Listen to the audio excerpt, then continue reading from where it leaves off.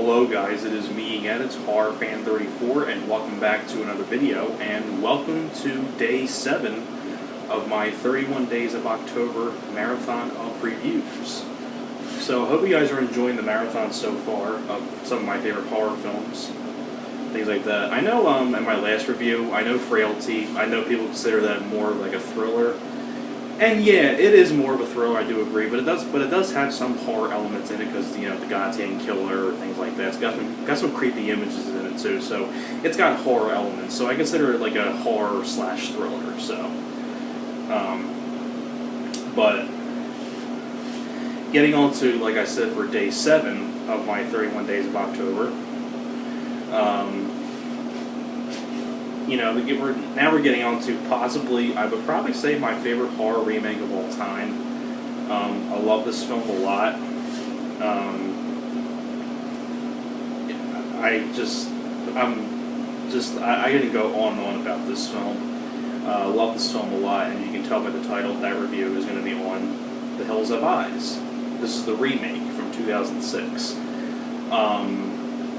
The original film is one of those films that I didn't really watch too many times. I like the original Hills Have Eyes, but if I had to choose one, I like this one the best because I watched this one the most. I mean, the Hills Have Eyes remake, it's pretty much almost identical to the original film up until the third act, which I'll get to. But if you don't know the story about the Hills Have Eyes, it's very simple. Basically, you have a family going out into the desert area. They're going to take a back way. They're on a country road trip, and they end up going the back way in the desert, and then some spikes get laid out on the road, and that pops the tires, and they cause the car to crash, and they're stranded out there in the hills in the desert. And little do they know, out there are these mutants out there that are killing them off one by one. And from there, things go off the rails. And that's basically what the entire premise is about. Now, getting on to the Hills Have Eyes remake, this is a remake that I just love. It's bloody, it's filled with action, and it has a really, really cool cast to it. It has a really great genre cast members.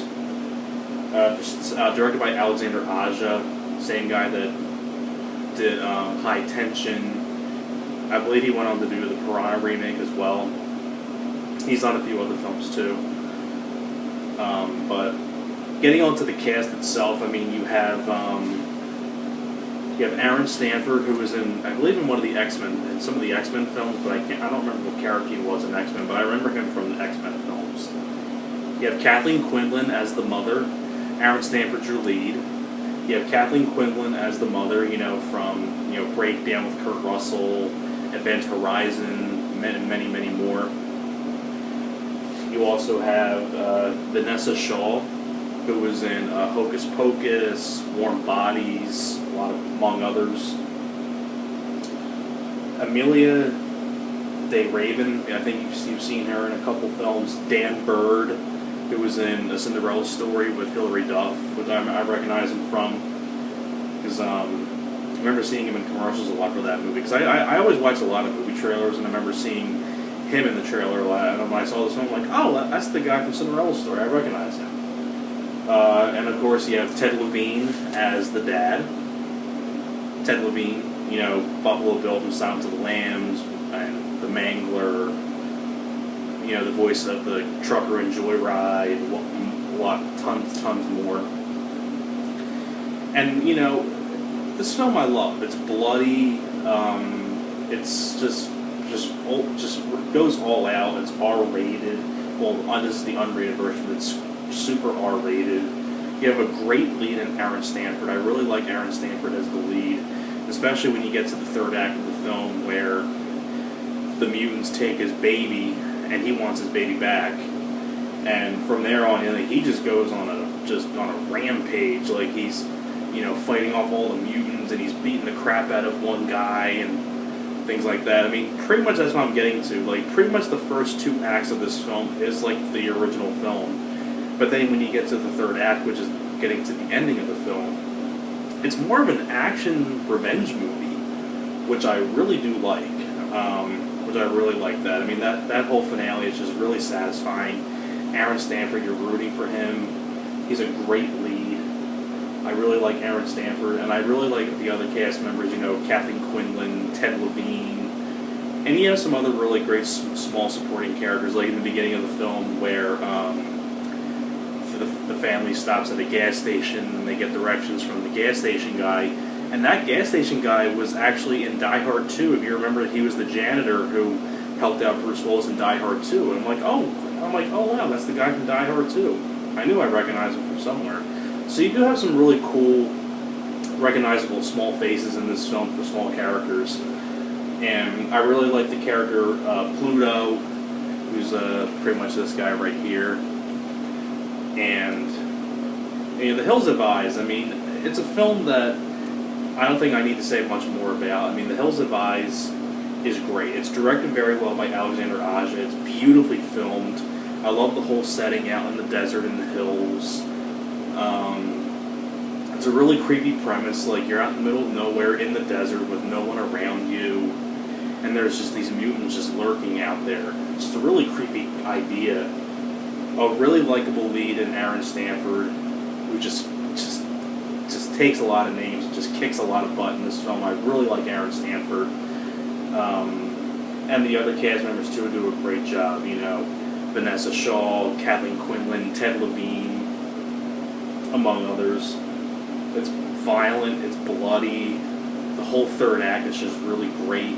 You know, just when they take his baby, and, you know, he's like a guy that's not going to be a pushover. He wants his baby back, and they messed up his day, and he's going to go get some revenge, which I like. Aaron Stanford is just, it makes you want to root for the character even more. I really like Aaron Stanford as the lead. And of course, you know, you have so many great scenes in the film as well. This is one of those remakes that you can tell. I mean, they just go off the wall action with this film and just go all out, and it's just bloody, it's violent, it's filled with action. It's got a terrific, great, solid cast. And I think Wes Craven was also a producer on this film too. I believe Wes Craven was actually one of the producers. And Alexander Aja, like I said before, I think he's a really solid director. You know, High Tension, Piranha, many others. I think he does a really solid job in the directing department here.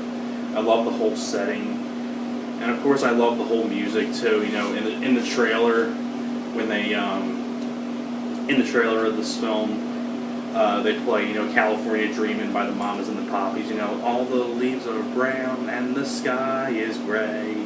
You know, that's a great song. I love that song. You know, I'm just lost at words of what else I can say more about the Hills Have Eyes remake. I mean, when I did my top 10 favorite horror film remakes, this was, I believe, #1 on my list from what I remember. I have to go back and look at that video, but I'm pretty sure this was my #1 favorite horror remake, and there's many reasons why. It has a solid cast, it's bloody, it's violent, it's filled with action, great third act, really likable lead in Aaron Stanford, and great supporting cast members too. I love the whole setting out in the desert. It's directed very solidly by Alexander Aja, who I think is a really pretty solid director.